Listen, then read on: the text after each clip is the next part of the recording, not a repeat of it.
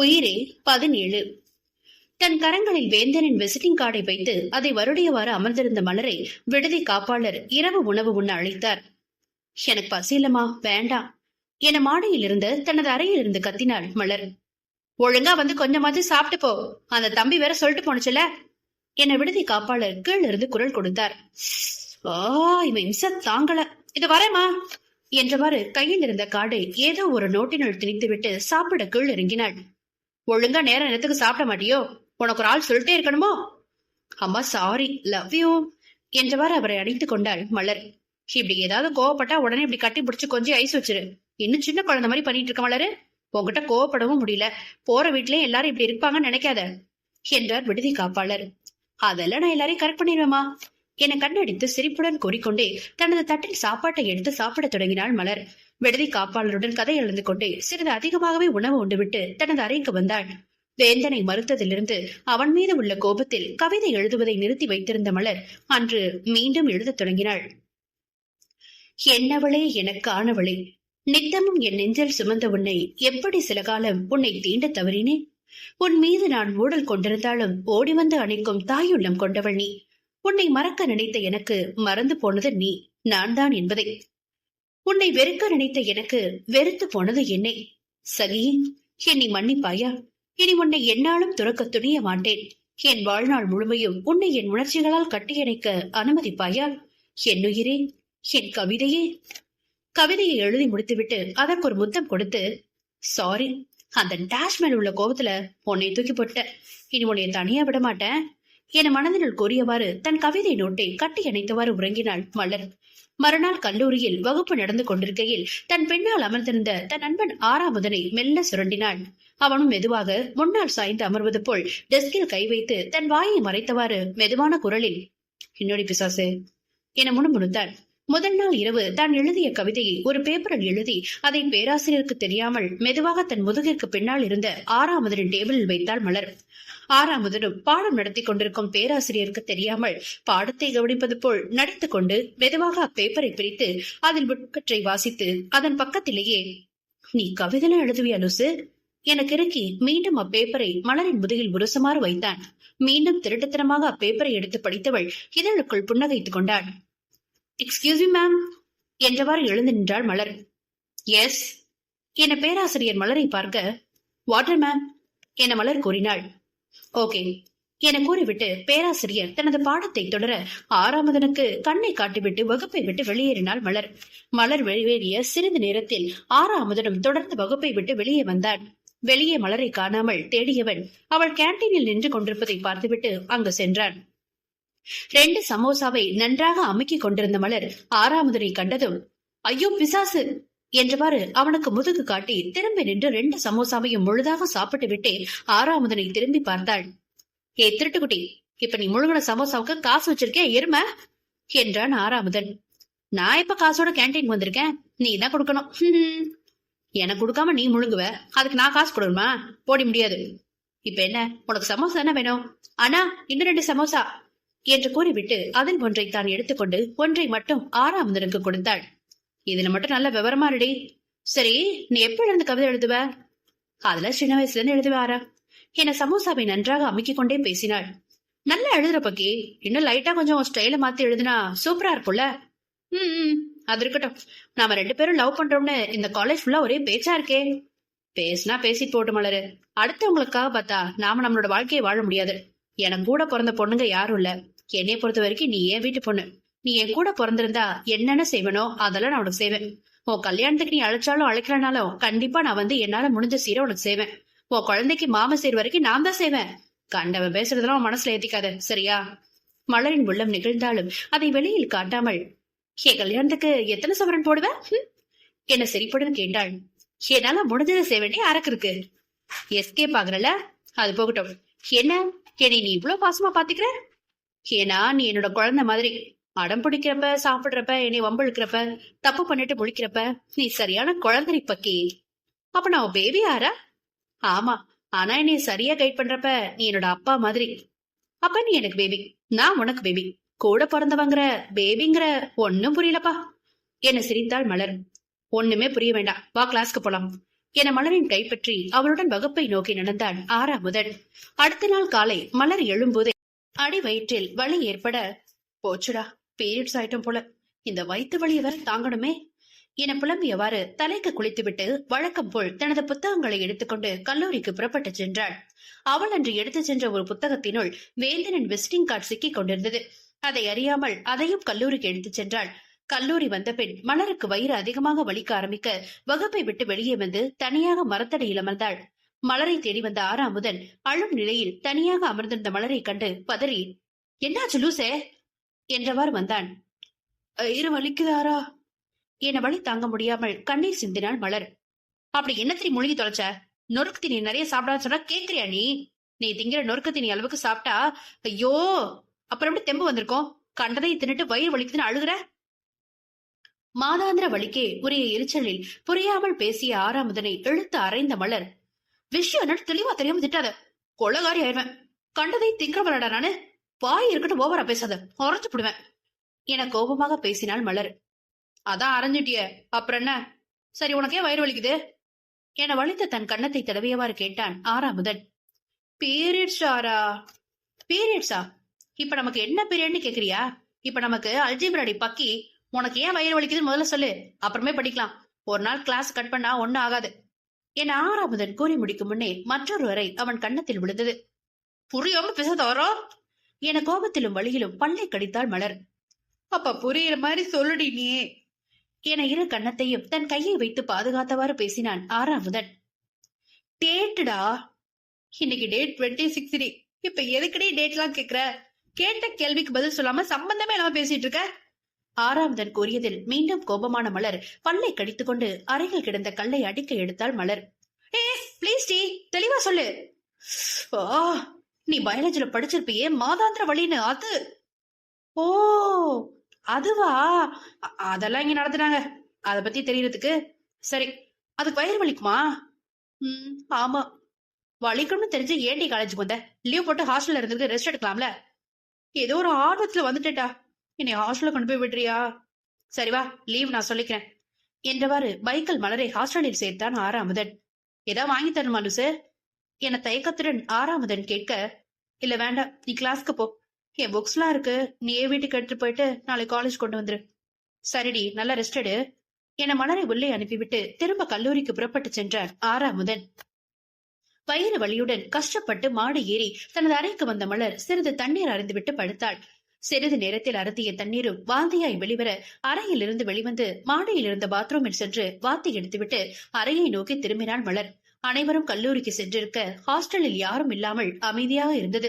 பாத்ரூமில் இருந்து அறையை நோக்கி வருகையில் மலருக்கு தலை சுற்ற அறையில் மாடியில் இருந்து திண்டை பிடித்தவாறு மெதுவாக நடந்தாள். அறைக்குள் வரும் முன்பே மலருக்கு மயக்கம் வர அப்படியே மயங்கி மாடியின் திண்டிலிருந்து வெளியே சரியத் தொடங்கினாள். விழித்திரவா பூங்காற்றை, என் விழி திறக்க நீன்வாய் பேசு. மது இழந்து நான் கேட்கவில்லை, மனம் திறப்பாய் என் வானவில்லை. இருள் ஒடுங்கும் வேலையிலா இதழ் உதிரும் அதிர்வினிலா மழை புதிர்க்கும் அழகினிலா பெரைசூடிய மதியினிலா எது உன் கருவறை? என்னிடம் கூறிவிடு. நின் பூவிதழ் திறந்து பூத்த இடம் எதுவென்று நீ காட்டும் வரை காத்திருப்பேன். விரைவில் நீயும் பூத்துவிடு என் பூங்காற்றை. உயிரே 18. மாதாந்திர வழியின் மயக்கத்தில் மாடியிலிருந்து தவறி கீழே விழப்போன மலரை ஹாஸ்டலில் வேலை செய்பவர் விழாமல் தாங்கி மலரை பத்திரமாக அவளது அறையில் படுக்க வைத்தார். சிறிது நேரத்தில் மயக்கம் தெளிந்து கண் விழித்த மலரின் அருகில் பாக்கியம் இருப்பது போல் தோன்ற கனவு என்றெண்ணி, மா வலிக்குதுமா என வழியில் முணங்கினாள் மலர்.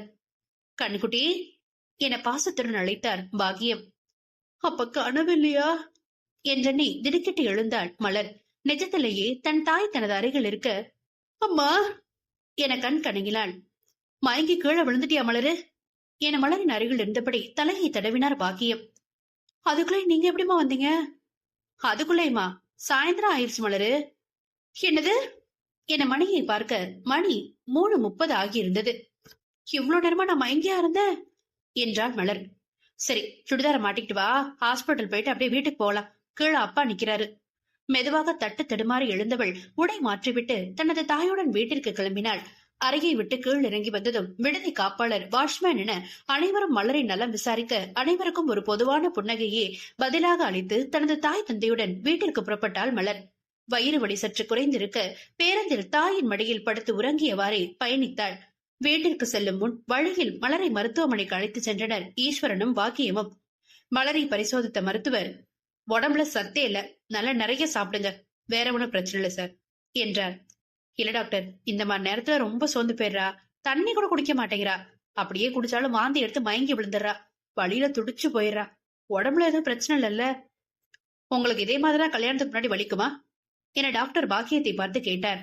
இல்ல டாக்டர், எனக்கெல்லாம் வலிச்சதே இல்ல, அதே போலதான் என் பெரிய பொண்ணுக்கும், அவளுக்கும் வலிச்சதே இல்ல, ஆனா இவளுக்கு தான் இப்படி வலிக்குது.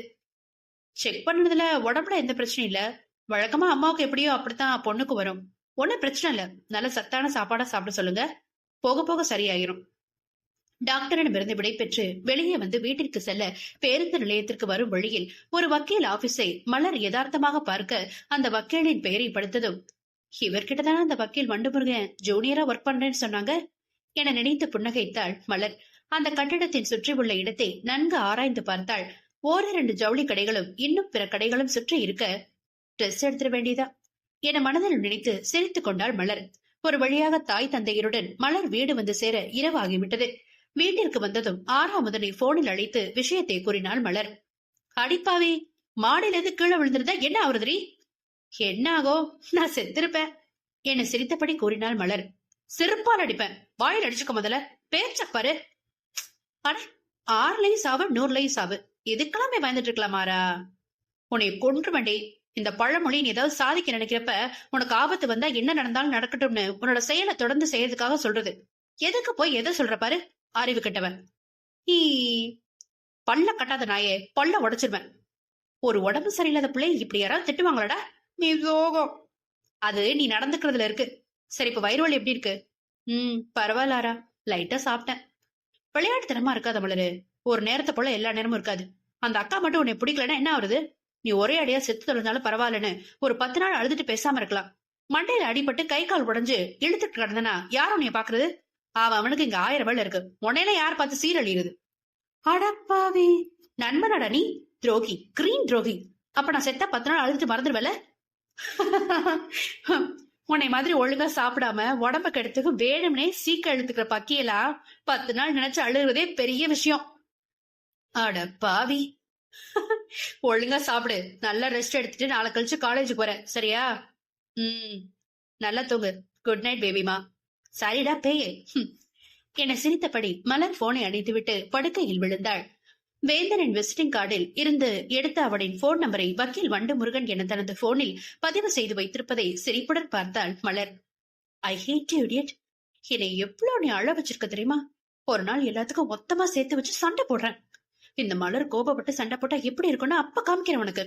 நான் வேண்டாம்னு சொன்னதும் அப்படியே ஓடி போயிட்டா. ஒரு ஃப்ரெண்டா கூட என்கிட்ட பேசக்கூடாதா என வேந்தனின் போன் நம்பரிடம் மனதில் பேசிக் கொண்டிருந்தாள் மலர். அட்லீஸ்ட் லட்சுமி அக்கா கிட்ட என் நம்பரை வாங்கி எனக்கு போன் பண்ண கூட உனக்கு தோணலையோ? நோ சொன்னதும் அப்படியே விட்டுறது? இருடா வண்டுமுருகா, காலையில வரேன், உன்னைய சுத்தல விடுறேன், இந்த மலரோட சேட்டைய காமிக்கிறேன்டா என் டொமேட்டோ என வேந்தனின் போன் நம்பரிடம் பேசியவள் அப்படியே உறங்கி போனாள். மறுநாள் காலையில் எழுந்து குளித்து லட்சுமி அக்கா வீட்டிற்கு ஓடினாள். அக்கா, அக்கா, நான் வந்துட்டேன் என சிரிப்புடன் லட்சுமி வீட்டிற்குள் நுழைந்தாள் மலர். வாங்க வாங்க, எப்படி இருக்கீங்க மேடம்? ஒரு போன் கூட பண்றதில்ல, அக்காவெல்லாம் மறந்துட்டீங்கல்ல? அடக்கா, உங்களை போய் மறப்பனா? என்ன சாப்பாடு என ஒவ்வொரு பாத்திரமாக உருட்ட ஆரம்பித்தாள். சாப்பிடுறே என சிரிப்புடன் கூறினாள் லட்சுமி.